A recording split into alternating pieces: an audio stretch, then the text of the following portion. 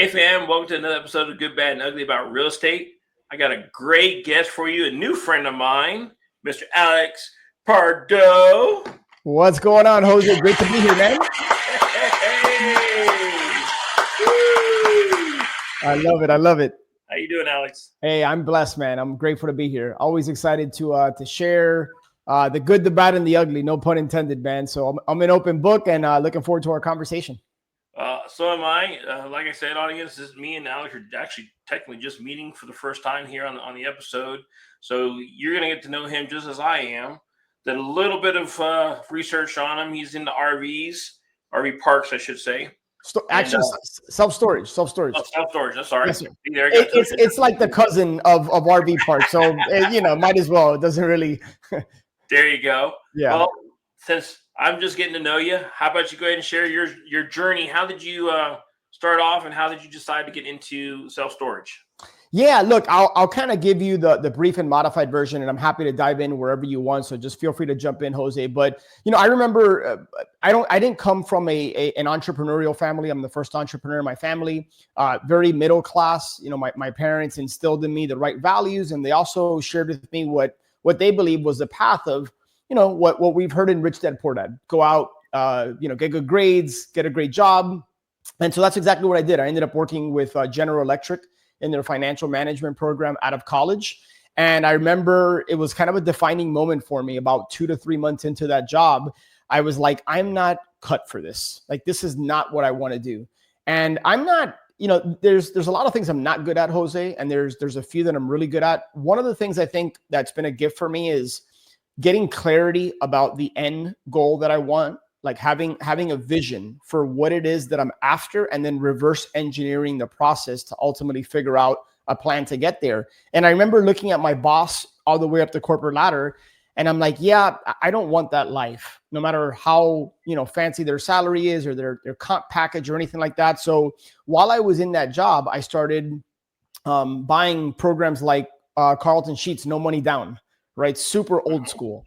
And I started just kind of learning about real estate. Right. And then 2 years later, I ended up firing my boss. I went backpacking around Europe for 3.5 months with a buddy of mine. So we visited 53 cities and like 23 countries in 3.5 months on a credit card funded for $7,000 the entire trip. Wow. So, and I mentioned that because it was on the Eurorail, which is the train that takes you from city to city, country to country in Europe. Sure.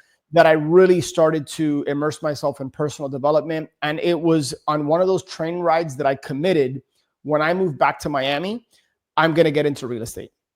And, it's interesting that when you set your target on something, the universe, in my mind, God starts to open up doors and opportunities and lanes for you. And about a week or two later, I went to an internet cafe in Ibiza. And I had an email from a friend of mine, Raymond, who was inviting me to a marketing for deals bootcamp that a gentleman by the name of Dave Lindahl was putting on in Atlanta, Georgia. This was October of 2005. So that's how long I'm dating myself. That's how long I've been at this. Long story short, I moved back to Miami. I paid $997 to attend this 2-day workshop, which might as well have been $1 million at the time because I didn't have any money. And I remember getting back from that event. And one of the other things that has served me well is massive imperfect action and speed of implementation. So I literally plucked out a pre-foreclosure letter out of the manual that I got. It was a 3-ring binder. I went to Kinko's at the time. It wasn't even FedEx Kinko's. I made about 300 photocopies of this letter. And it was so ghetto, Jose, because you could still see the 3 black holes in the letter. Right. And I sent out my first direct mail campaign to a pre-foreclosure list that I had bought at this event. And I started getting calls from people in pre-foreclosure. And I remember there was almost an element of imposter syndrome because I literally, here I am, I'm 25 years old at the time. I have adults who own a home, which I don't own. They're behind on payments. It's a very stressful situation. And here they are looking to me for solutions and for guidance. But I've always felt that you're going to learn so much more by the execution and implementation by putting yourself in the arena than you will by reading a book or watching a video. That's all helpful, but you're really going to learn by watching us and then going and implementing. And that was the mindset I had. I ended up partnering with a friend of mine. We ended up about 2.5 months later, my very first deal was a short sale that we negotiated with the bank. And between he and I, we split a $44,000 check. And Nice. that was January 2006 when I closed my first deal. And man, I've been unemployed ever since. And happy about it, right? Oh, absolutely, man. Wouldn't want it any way. Yeah, look, you got to get clear about what are the gifts and talents that God's given you. What's your unique ability, right? Dan Sullivan from Strategic Coach, he talks about the unique ability. And I think it's really important for you to get clear about what are your gifts and talents? What are the problems that you can solve? And then what do you enjoy doing? Ideally, the overlap, the intersection of that Venn diagram, those three circles, is really your sweet spot. Like that's where you want to be operating. And I knew for me, man, that I wanted to create. I wanted to impact people. I wanted to have time freedom, and that's why I got into real estate. That's awesome. So I'm listening to your story, and one of the things that are very common with most investors is you didn't come from a real estate background, and like you mentioned, Not at all. you didn't have a rich uncle or a rich aunt that helped you get into your first deal. So when somebody is getting into this industry, the first thing they ask is, I don't know where to start. So you had that 2-day boot camp, and then you, like you said, took imperfect action or mass action. I think is how you. Massive imperfect action. Yeah. There you go. And so I ask you, how did you figure it out? Because once you got those letters coming back and people like giving you offers, it's like, okay, what do I do next? So did you have a mentor? Did you like go back into that binder that you had to figure out what the next step was? How did you manage to do that? Yeah. So shout out to Raymond, my buddy that invited me to that Marketing for Deals bootcamp. He had already been doing real estate. We actually worked at the same company at General Electric, and he started buying single family homes and small duplexes in Connecticut. So he already had some experience. And I remember there was two things I did when I got into real estate. I sent out a direct mail campaign, and then I went door knocking. Like literally that's how I was getting deals, door knocking and direct mail campaigns. And I remember having so much almost fear, right? Like I remember walking up to doors, knocking, and inside hoping they wouldn't answer the door because I didn't know what I was doing. I literally had like a folder with a script. I was like, I was kind of winging it, but not really. I had a little bit of direction from that boot camp. But I remember I ended up coming to an agreement with a homeowner here in a particular area in Miami. And I remember I called my friend Ray and I said, hey, I got this deal under contract. I have no idea what to do now. And I ended up bringing him into the deal as a partner. And I think it's really what I want to highlight from that story is some people want to hoard and take everything. And for me, I was placing just as much, if not more value on the experience, the learning that I was going through as I did on the potential profits that I was going to make. And I had a genuine desire to want to help these people that were in a tough position.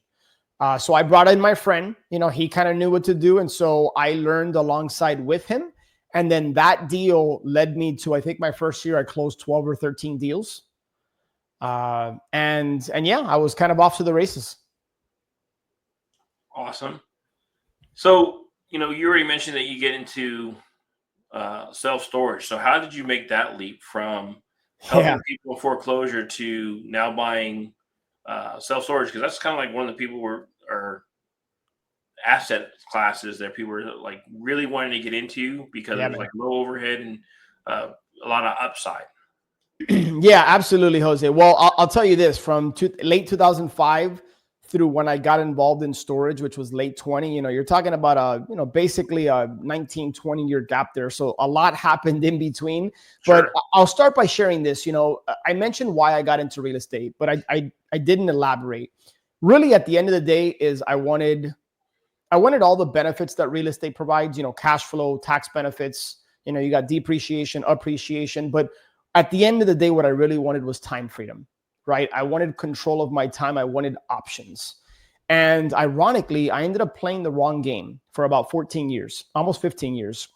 And what I mean by the wrong game is I became a transaction engineer. I did all types of real estate deals. My bread and butter was always wholesaling. And I made a lot of money wholesaling throughout the years, and it provided for my family, and it was a great cash generating business. The mistake that I made, Jose, that I'm very transparent about, is that I didn't take that active earned income and I wasn't putting it into cash flow producing assets, right? And I remember in 2016, 2017, I remember my wife and I were on a cruise. And at that time I had built a team, and I remember some deals were falling through the pipeline, and we had some things going on where deals were starting to fall apart. And I remember telling my wife, like, I don't want to keep grinding and hustling single family deals the rest of my life. I said, we've made a lot of money, but where's the cash flow? And so we made a decision. Hey, let's start buying rentals in Cleveland, Ohio. So I started buying rentals thinking that that was going to be my path to cash flow and wealth building. And after about 5 properties, I said, there's got to be a better way. Like, I don't want to deal with tenants and toilets and maintenance issues. I don't want to deal with the traditional headaches of real estate. And at this time, I was co-leading with a friend of mine, a mastermind called Ascend, that was for high-level entrepreneurs. And one of the guys I was coaching owned a storage facility. And when you coach somebody, you get an inside look into their business, what's working, what's not working. And I remember coaching him about his storage business, even though I didn't have any experience in storage, but I knew business. And I walked away from that call saying, why am I not in this asset class? Like, it literally gives you everything you're looking for, right? Like, at the time I had a team of 9 people. My overhead, right, my monthly expenses, my nut had increased to about $40,000-$45,000 a month. So I had to close a couple of deals just to break even. And I said, I'm getting tired of continuing to run this transactional business, riding this income roller coaster and starting the month from scratch every single month. Right. And so I ended up shutting down the business in the beginning of 2020, even though it was a profitable, successful business by most people's standards. I ended up selling off some of the assets. And then later that year, 2020, is when I planted my flag and I said, you know what? I'm going to commit to this asset class. And, that's a long-winded answer to your very direct question, like, why self-storage? There's a lot of reasons, but one of them is I talked about no tenants, no toilets, no trauma, no traditional headaches of real estate. But as I really started to look into the asset class, Jose, I realized that it's an asset that can be run remotely from anywhere in the world. I don't have to have any employees. In fact, at my storage facilities, I don't have any employees. I don't have anybody that works at the facility because of technology, the way it's automated, and our 3-prong management system. We can buy these facilities anywhere in the country and we can manage and run them. It's called an unmanned model. And then I love the fact that I really believe, Jose, that it's a necessary product. I mean, think about Americans. We live in a consumerism society, right? People are constantly buying things, and Americans are very attached to things. Yeah. So when the economy is doing very, very well, people are buying goods and they need a place, they upgrade, and sometimes they need a place to store those things. When the economy isn't doing so well, people downsize, they don't get rid of their stuff. What do? They go rent a storage unit for $50 to $350 a month. And it's a very, very sticky product. So when people move into a unit, they tend to stay on average north of 2 years at our facilities, which means it's consistent, predictable cash flow every single month without having to have employees. And think about storage. We literally rent space. There's no plumbing. There's no toilets. Most of our units inside don't have electricity. We don't have lighting. So it's a very simple business. It doesn't require a lot of maintenance. And those were just some of the things that really appealed to me about the asset class. So, just out of curiosity, when you say inside and outside, let me take a step back. When you're getting into a self-storage facility, are you buying an existing one, or are you buying land to build one? Good question. Which do you prefer, and why should somebody kind of follow suit with what you're doing? Yeah. So I'm a big advocate of low-hanging fruit, right? The path of least resistance. So for me, that's buying existing mom and pop operated facilities in what are called tertiary markets. So think of a tertiary market like a small market, right? Population, I would say 5,000 to 70,000 people. In terms of the demographics, by the way, I'll just mention, because sometimes people ask me, like, what do you look for in a market? I want the population to be increasing. So I want growth coming into that market. I want the average medium household income to be 50,000 or greater. The higher, the better. But yeah, I've never developed storage, not because I couldn't, but because it's a long cycle. So you have to find the piece of dirt, right, in the right market. And it's super, super important, Jose, that if people are going to build, that they're building in an undersupplied market. And what I mean by undersupplied is like you want there to be significant demand for storage.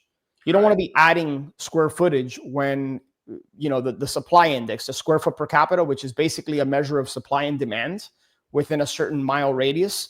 That's a mistake that people make. So for me, the thought of buying the land, developing the facility, which could take 12 to 36 months, and it's probably more like 24 to 36 months, honestly. And then you're starting from zero occupancy. So it's going to take you another 12 plus months just to lease up. So you're probably not making money for 3 to 5 years. I'm not saying it can't be, I'm not saying it's not lucrative and it can't be very profitable, because it can. I know some people that have done very well with that. It just hasn't been my strategy or my focus. Sure.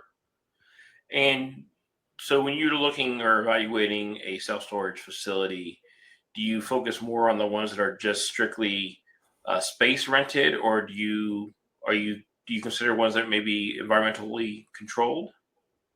When you say are you talking about like climate controlled versus non-climate controlled? Yes. Yeah, I've had both. I mean, most of my facilities are non-climate. I have a facility right now north of Jacksonville in Amelia Island, and we have about 27, 28 climate controlled units. But yeah, I would say by and large, it's traditional drive up storage, right? Non-climate. I'm not opposed to climate controlled. It really depends. When we talk about storage, think of storage units as a product. So a 5x5 is not the same as a 10x30.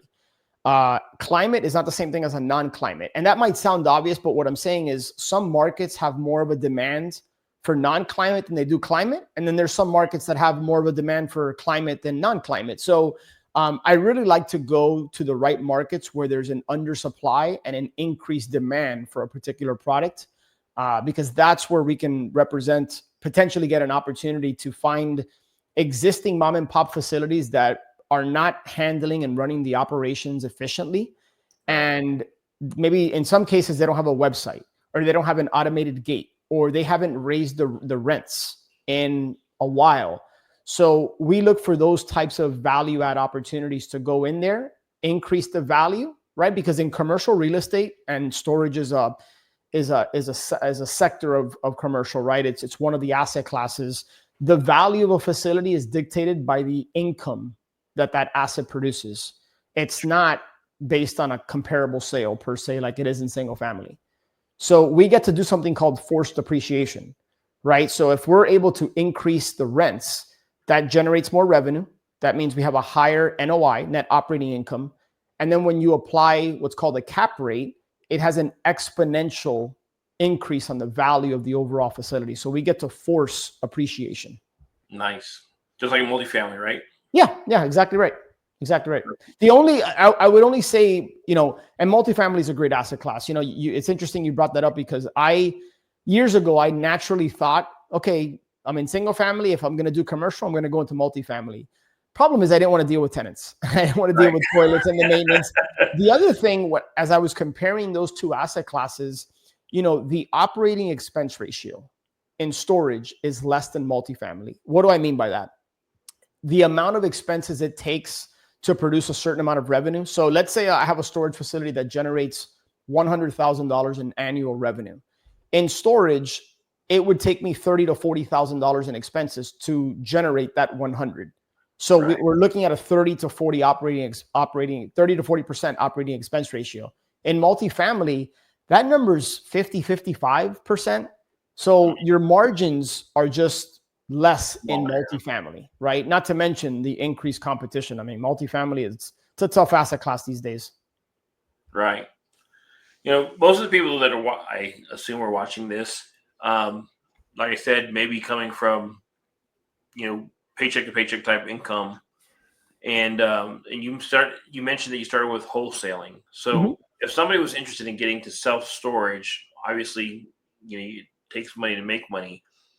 What kind of advice? Because I know you have, and let me just kind of give you a selfish plug here. You have your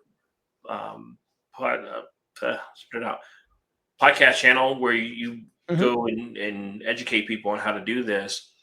Can you share with the audience how you would maybe advise people to get into this asset Yeah. class if they maybe have little to no money? Yeah, no, it's a great question, and I'm glad you brought it up because that's one of the biggest myths and limiting beliefs that I think holds people back from getting involved in storage. Whether you're a W-2 warrior and you have a job and you want to build a bridge out of your job, or maybe you're listening to this and you're a wholesaler, a fix and flipper, and you want to add storage to your portfolio. Oftentimes, people think that they need to have the money in order to go and get involved in these deals.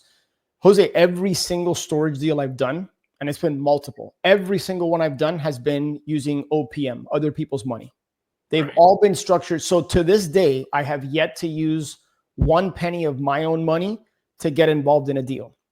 So really what I find for people is that it's one of two things. It's just a knowledge gap about how do you structure deals using other people's money, Right. or it's a limiting belief that holds them back, because storage, it's not a complicated business.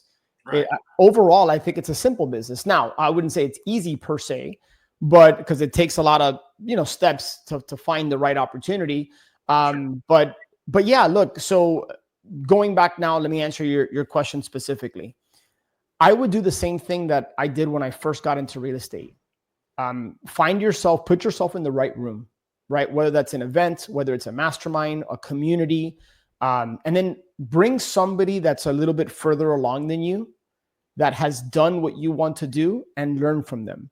You see, like, this shows, the good, the bad, and the ugly, right? Like, the ugly for me was I used to view coaches and mentors and masterminds, I used to view them as expenses. Right. And then in 2007, I decided it was a good idea, right? This was early 2007. I decided it was a good idea to get involved in my first luxury fix and flip in an area in South Florida called Las Olas. We bought the property for $505,000. We estimated the ARV, the after repaired value, was about $750 to $775, and we thought it would take about $100,000 to put into the property. So we felt like we had a pretty good margin there. So my partner and I got into this deal, and you know what happened? 2007, 2008, the financial collapse, the crash. And we ended up taking like a huge loss to the tune of $102,000 on that property. Wow. We had to go to the closing table with 102 grand.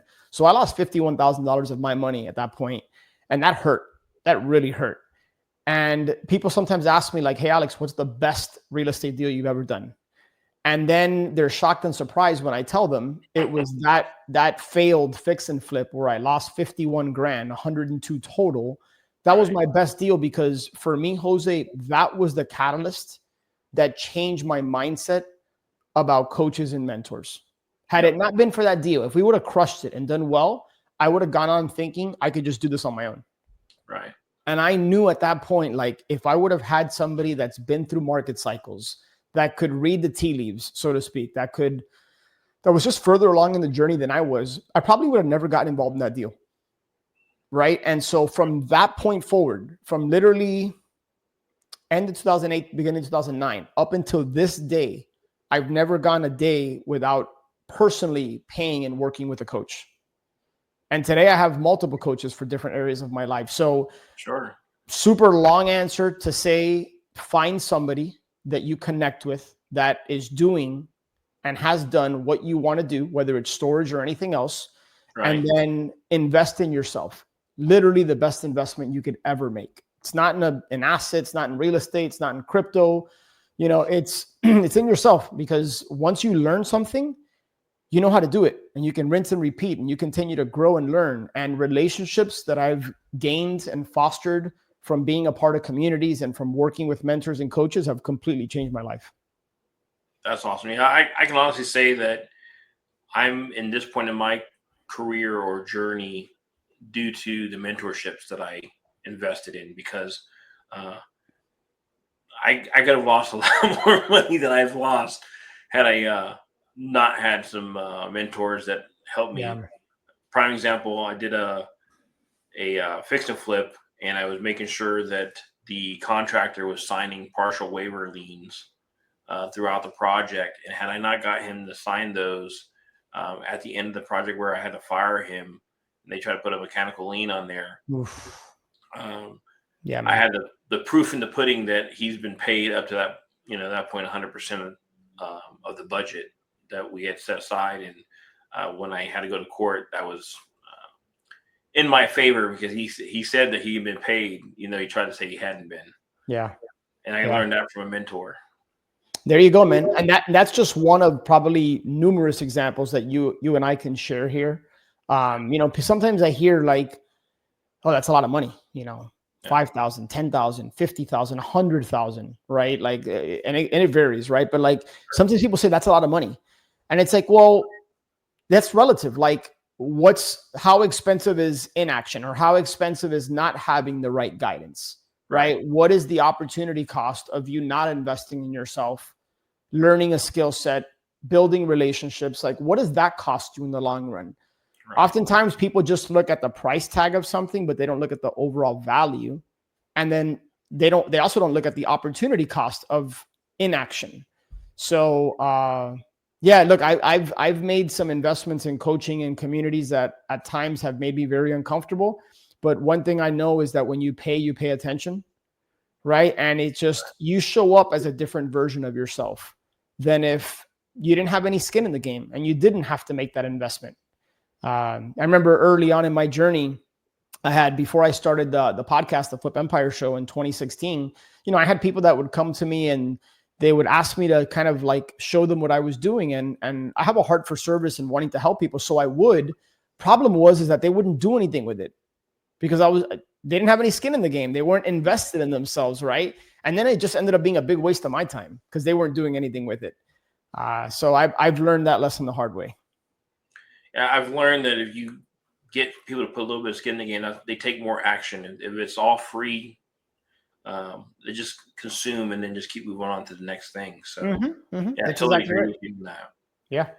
I gotta ask, because it's been bothering me since, I don't say bothering me, but the curiosity in me is killing me.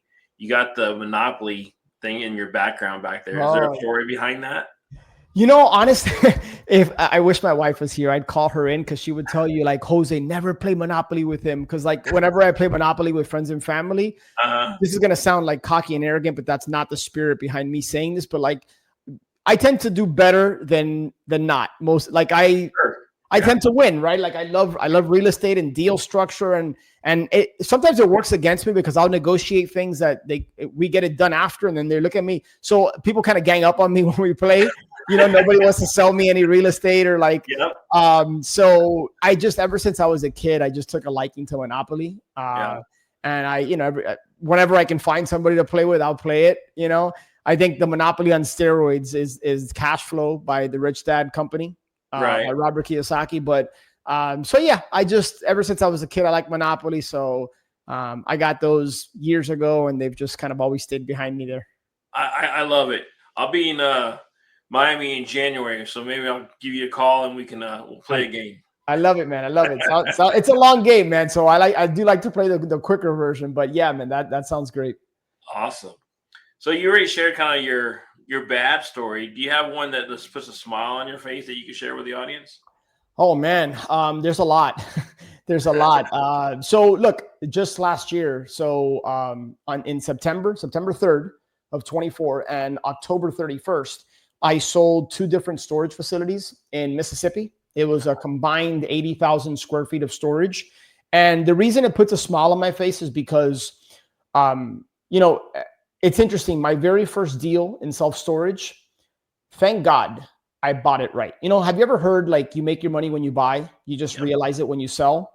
Sure. Well, I always knew that, but I really, really experienced it when I exited this storage facility. However, I made one critical mistake when I bought this facility.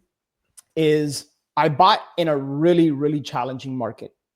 Like I'm talking about where tough market, like high crime, just bad demographics. I mean, there was a lot of mistakes I made. Now, again, it was made up, and I went into it eyes wide open, but I was overly confident thinking I would be able to fix things in the market that I couldn't fix.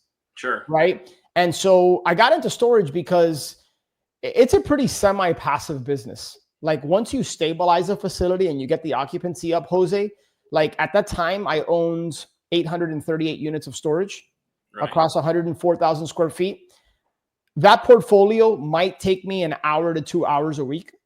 Like that's it, right? Like I spent more time on my 5 single family rentals, years ago than I did on 838 storage units across 3 facilities. But that facility in particular, and the third one I bought that was 3 miles away, there was a lot of, break-ins, crime, and repairs and things like that I wanted to avoid. I got into storage because I wanted less of the drama and the headaches. Sure. And those facilities, they were a little bit more management intensive than I wanted. And so I learned the valuable lesson that, the returns could look fantastic on paper and they ended up being great, but what else comes with it? Right. So it puts a smile on my face because there were some challenges along the way, and we overcame them. I'm grateful for it because I learned a ton. I really cut my teeth on what it means to manage and operate a storage facility in a tough market. And now I know, and that's one of the things I help coaching students with now, is making sure that you're buying in the right market. And it's funny, what do they say is like the number one rule of real estate is location, location, location. Right. Well, even in storage or any type of commercial asset class, it's still location, location, location. So you got to buy in the right market. Again, fortunately, I bought it right. I mean, I bought it at a deep, deep discount, but had I not, then it could have been a different story. It wouldn't have been a success story. Right. We were kind of alluded to it. You've kind of shared your journey in your experience. If somebody wanted to take advantage of maybe partnering with you or your coaching program or follow your journey on social media, how can they do that? Yeah, no, I appreciate the opportunity to share that. Look, I believe that I was placed here to impact people and work with people. That's really what energizes me and fulfills me. If you go to www.storagewins.com, WINS, storagewins.com, that's where you can learn more about our Storage Wins coaching community. And that program is specifically designed. That community is all about helping real estate investors and W-2 warriors buy their first storage facility within 6 to 12 months.